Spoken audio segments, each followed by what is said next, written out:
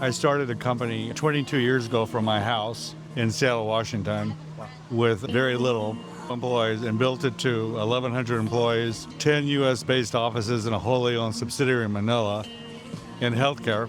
We then sold the company to a big private equity firm in Boston, Massachusetts. So I just sold the company just over a year ago. Oh, wow. Congrats. What was that like going from idea all the way to exit? I don't think that being in business for a lot of people. Yeah. And the reason I say that is because it's risky and it's a lot of work. I mean, a lot of work. I mean, I don't know of a business owner who's a real business owner that hasn't sweated like making a payroll, as an example. And so, people think it's an easy path just to riches. And it's very difficult. If you think about starting a business, my stepson has just started 2 businesses. But, if everybody thinks they're going to come up with some new Steve Jobs-like idea, you're not going to do that. Okay? You may come up with an idea that's a take of an existing idea and make it better, faster, cheaper, add in technology. But the odds of anybody coming up with a brand new, unique idea and monetizing that idea is a long shot. You might as well figure out some niche that isn't being filled very well and just simply figure out a better way to do it. And then I think that if you are young, this is for young entrepreneurs. So these people are really going to have it hard, because when you see AI start rolling out in certain things, people aren't going to really understand what that's going to be like, and they're going to go into the same old job. So if you think about AI now, all entry-level accounting jobs are probably toast. All administrative jobs are probably toast. Most call center jobs that are low level will be toast. Anything related to like a translating type of thing will be toast, because that's easy to do with AI. I mean, I think what you're going to do is the people who are going to get jobs now, not necessarily entrepreneurs, but get jobs, will be the people that are what I'll call AI ready.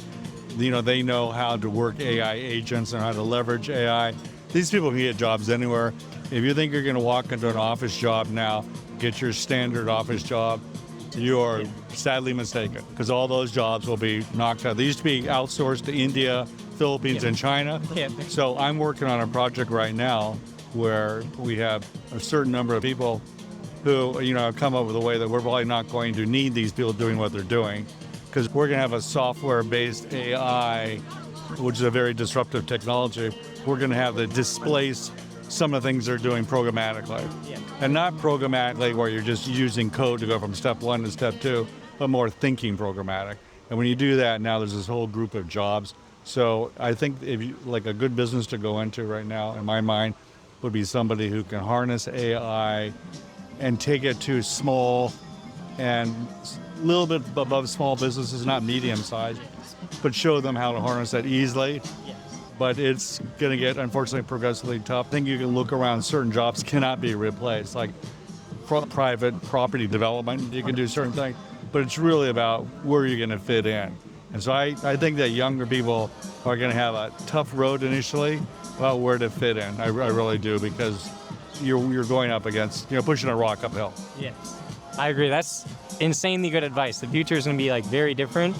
And I'm seeing that myself. I do a lot of software, so I'm focusing on some of the stuff. If you had one piece of advice to give to young entrepreneurs, maybe yourself when you were just starting, just one very quick thing, what is the one thing you would tell your younger self or a young entrepreneur out there? You have to be willing to work really hard. You probably would want to have a path to capital. Without capital, I bootstrap mine, which is an old term. This is a very difficult thing to do. If you can have access to capital or get access to capital, you have a big step up. Capital is really bad.